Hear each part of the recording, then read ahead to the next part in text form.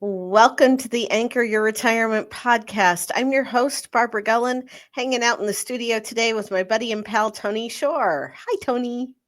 Hey, Barb, how are Hi. you doing? How have you been? Good? I'm good. I'm good.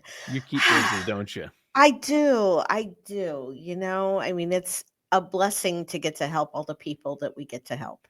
I think that's So, great. But it yeah. does keep you busy. I know you love meeting with people and hearing from our listeners and viewers out there.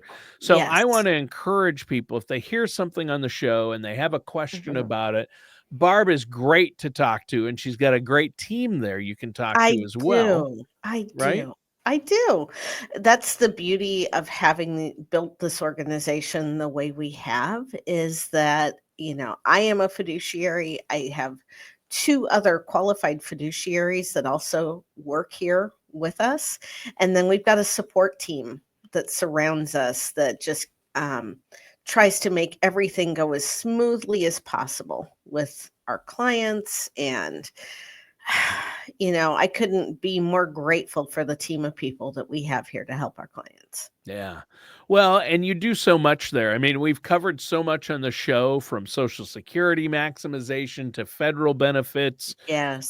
to what is taxation going to look like in retirement, what's your Mhm, health care going to like in retirement, to investments, mhm. dealing with market volatility, things to do during your earning years with your TSP or your 401k.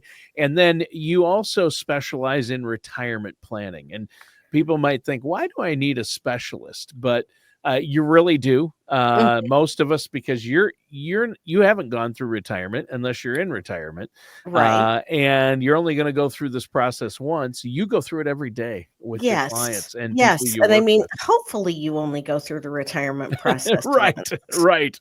Yeah, Um, there are sometimes circumstances and things where people have to go back into the workforce. yeah. And some of those are unforeseen. I mean, there were a lot of people that when we had the housing crisis in 2008, This 2009, is true. ended up having to reenter the workforce. There are always moments and circumstances where we can find out that we weren't as prepared as we thought we were. Yeah, black swan events can happen. They We can do. we can have a down year like 2022. Maybe you had to work for another year before you could retire.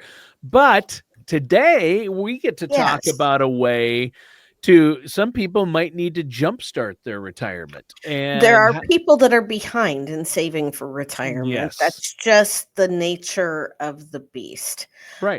We gone are the days of having that defined benefit pension where you knew if you worked for a company for 20 or 25 years that you were going to get the proverbial gold watch and a pension when you were finally ready to retire. And there are obviously concerns about Social Security and what it's going to look like. We're kind of within that 10-year window Yeah. of where it could go insolvent. So they're probably going to have to make some changes to what Social Security looks like, whether that's smaller benefits or having to wait until you're older to draw that benefit. There are a number of things that could be playing into what retirement is going to look like for you.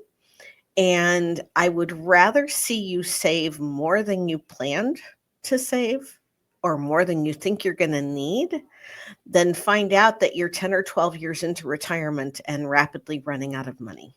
Yeah. There you go. That's not where you want to be.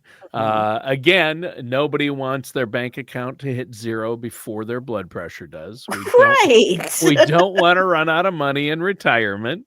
I've said it before. I'll say it again. That's people's number one fear. Every survey they Mhm. do, and so if you have a plan in place to know you're going to have enough money to Yes. living expenses to live in retirement, and you usually plan out a ways for retirement income, don't you? I Right? try to, when we run our scenarios, whether we're utilizing Case Central through Gradient or whether we are mapping it out ourselves with our own projections, we try to see what cash flow is going to look like until somebody reaches age 100. because even though the average life expectancy is 82 to 86, depending on whether you're a Yep. man or a woman, um, half of you are going to live longer than that, or at least a decent portion of you are going to Sure. live longer than that. So we don't want to plan on you running out of money at 82. We at least want to get you into your 90s. Ideally, if I can see that you've still got money at 100, I'm going to feel like we're in a pretty good place retirement wise. Right. Yeah, I would have to agree with that. I mean, and not everybody's going to live to 101 like my grandpa did, right? Mhm. Exactly. Exactly. But one of the things that people are looking at is, we have more of a gig economy than we've ever had, which is kind of dovetailing into this whole concept of a side hustle. But the more people are working for themselves, the fewer have a company sponsored 401k plan or some sort of retirement plan. Right. And even though you may love what you're doing, you may not want to do it forever, or you may want to be in a place where you can scale back in a few years. Yep. And I am not talking about having to be the next viral content creator for a side hustle. It can be anything from, the cottage food industry. There are people that maybe you make the best fudge in the world, or the best toffee, and you sell that around a certain time of the year, because obviously you're not going to want to ship toffee in July. Just saying. No.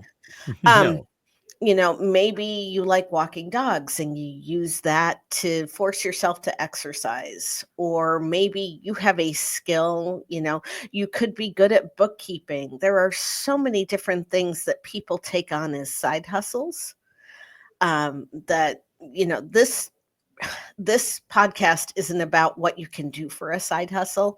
It's about how you can use that side hustle to jumpstart your retirement and maybe help boost your savings. And there's a few different ways that works. Sure, and there are a lot of great Mhm. opportunities for side hustles, even if you're in retirement. Mhm. But if you're not in retirement yet, you may be open to even more. But I think side hustles are great. It seems like nowadays everybody has a side hustle that they use to make money, and the options are a lot greater than they used to be for just part-time jobs or side hustles to earn that some of that extra income to put into retirement savings. Yes, the internet has made that possible. Yes. But if you are running your own show, maybe you have an Etsy shop, maybe you do have a social media platform that you've been able to monetize in some way, shape, or form. If you want it to help your retirement, the first thing you need to do is start treating it like a business. So, going back to the basics, you need a separate bank account for this business. Yeah. Eventually you will probably want to form some sort of entity, whether that's an LLC or an S corporation or something like that. And I'm not an attorney, I'm not an accountant, so I'm not the best to give advice on that kind of thing. Right. But once you set up a separate bank account and you have a separate tax ID, okay, so you do have to have some sort of entity set up. You'll have to register it with your state. You get your tax ID number from the IRS. You can go to their website. They actually make it pretty easy to go ahead and get that tax ID number. Once you start doing that, you can, number one, pay yourself a salary out of that. Number two, you can deduct your expenses, the reasonable expenses. So if you've got a dog walking business, talk to your CPA. You can probably deduct your walking shoes Wow, as a really? That's legitimate business expense. that's cool. Um, but you can also set up a separate retirement plan for yourself with that, where if you set up a solo 401k, you can save more than that $7,000 or $8,000 that you can get by setting aside money in an IRA. Yeah, and so there are a lot of different ways to do it, but I wouldn't do any of this without first meeting with you. I always say that, but it is You so do. true. I know I do, but it's so true, Barb, because you have to plan it out. You have to know what you're doing and make sure Mhm. that if you're doing that side hustle, what are you going to do with that money and how are you going to make it work for you the best? If you're going to take the time and the effort to do some work to make extra money, what should you be doing with that? And I know it Yes. depends on people's situations, but there are a lot of great options, aren't there, for them to earn more? There are, and, when you start paying yourself a salary, that means that you also have to start paying the payroll taxes on it. It's not just as simple as going out, you can't do what Lucy did in Charlie Brown and just throw up the booth and say, "Psychiatry, 5 cents a visit." There's other planning that needs to go into it, but when you take the time to do this, then you can start using the tax code to your advantage. Or maybe you don't want to make it that complicated and you just report this income as a Schedule C on your tax return as Hmm. self employed income. And have the discipline to sock that money away or use it to do something like fund an indexed universal life insurance policy where you're building cash value that you can draw out tax free when you get older. Yeah. There There are, are so many options and so many different things that you can do to take the side hustle and turn it into more than just, my mom used to call it a little pin money or a little extra pocket money. If you plan this and you're disciplined, you can use this to really jumpstart your retirement savings or to build that nest egg to buy a house or whatever use it to help save for the bigger things in life. yeah, yeah, and that's true. It's I love that you're talking about various strategies that people can use, Mhm, especially to minimize your tax burden, try to mhm, maximize the interest you're going to make on that mhm. money to save and utilize during retirement, right? Right. And, for some people, they don't want to wait to Right. retire. There are a lot of people that want to retire early. I have clients that plan on taking, they're calling it like a gap season where once the kids are out of college, but before they reach that full retirement age, they actually want to take 3 or 4 years off of work while they're young and do the traveling and some of the things that they might not be able to physically do when they get older, and then return to the workforce later on. Yeah, you kind of have to strike while the iron's hot. Maybe now's the time. If you're within 5 years of retirement, kick it down, get that side Mhm, hustle, start putting money away, right? mhm. Yes, but if you're also one of those people that wants to retire before 59 and a half, when you can Right. access those retirement funds, then it makes sense to start cultivating either the side hustle or another bucket of income that you can access before you're 59 and a half to live off of if you want to take that time off. And if that's something that you're planning on doing, putting all of this money into a retirement vehicle like an IRA might not make sense. So that's when talking to somebody who has a broader scope of products or of scenarios that they can look at. Because, guess what? I'm an entrepreneur. I know what it's like to set up a business. I've done it multiple times in my life. Yeah, and so in setting up your own business and taking Mhm. advantage of some of the tax breaks you might be able to get, that's huge. And I'm glad you brought that up. And it's not that hard to start an LLC or something, is it? It's not, but it really helps to have somebody who's done it guide you and maybe warn you of some pitfalls that we may have encountered, that if we were going to go back and do it again, we'd do things a little bit differently, and this is why. Right. So, Yeah, I think that's fantastic. Well, it's really important to understand how this can help you and make sure that the money's going again to the right place, and that's where you come in. Mhm. Again, I think it's important that you're able to at least the whole point of working so hard and with a side hustle, you don't want to you don't want to do it to just break even. You want to be able to make money with that You money do. and make it work for you. And you want to be able to at least keep up with inflation, right? Mhm. You do, and when you're thinking about the side hustle, if you don't already have one, you need to think about what you want your life to look like with that side hustle.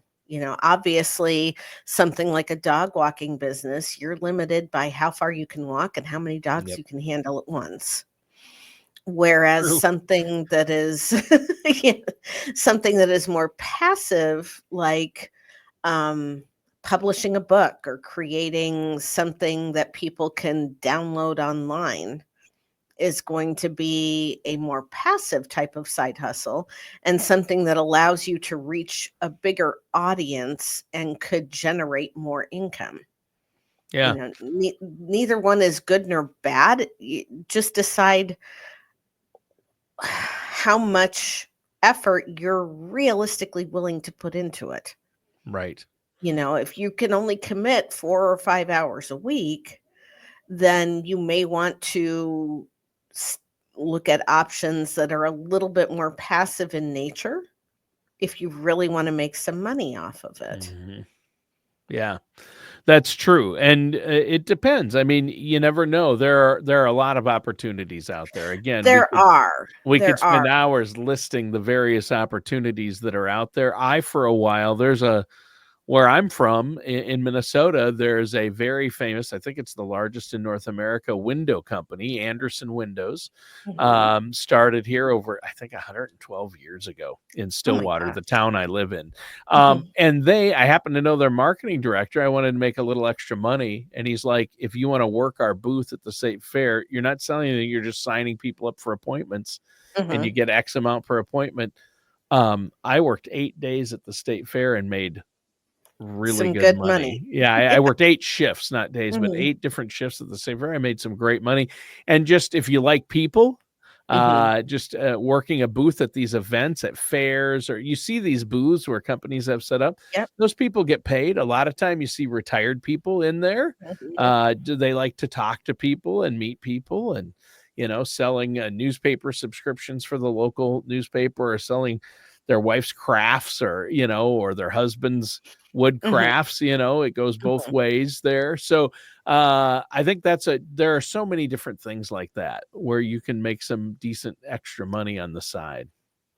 There are, and it is fantastic when you can do something that you truly love, Yes. where somebody like a fiduciary or an advisor fits into that mix, is helping you make the most of the money that you make. And it may be that you just want to do this to save up money for a vacation every year. And if that's the case, great. But if you were to take that two, three, $4,000 a year that you make and invest it, then depending on how it's invested and the type of tool that you use, number one, you've got that nest egg in case you are inadvertently downsized the next Right. time that we have one of those black swan economic events. Hmm. Um, and the other side of it is you are cultivating other marketable skills that could help you be more valuable in the future.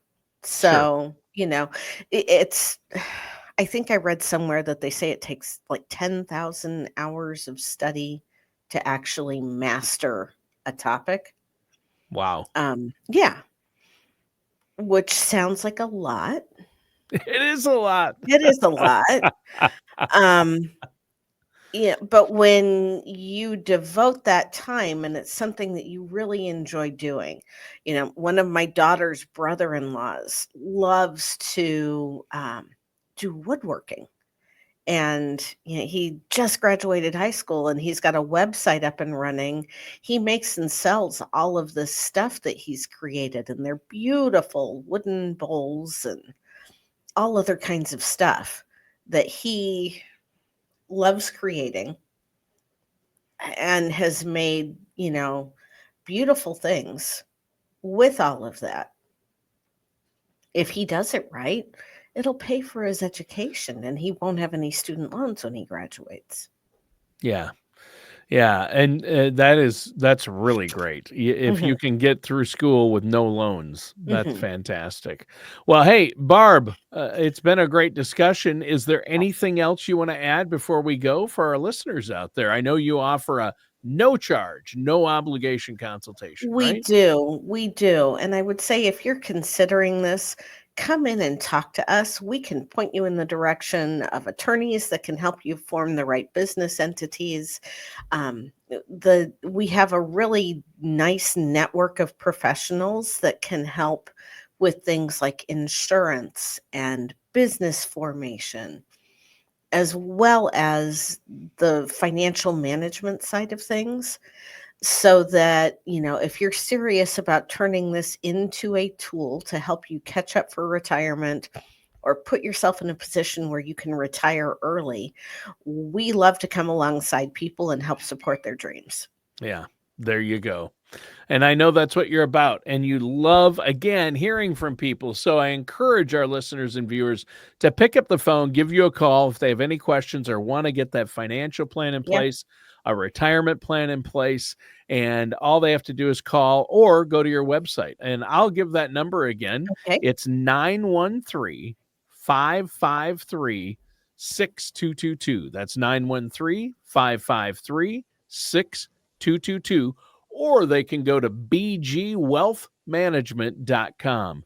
bgwealthmanagement.com, and there's a contact form on the website and a lot Yes, of great there is. resources and tools on your website. You've got a great website, by the way. It's really Thank fun. you. Thank you. People will enjoy it, and it's really good, easy to get to. And when they go there, they can even watch videos that were created by the advisors. You can get to know them before you even come into the office. That's neat. I like that. Well, hey, Barb, great show today. Everybody, Thanks. thanks for tuning in. That does it for today's episode of Anchor Your Retirement with our host, Barbara Cullen. We'll see you soon.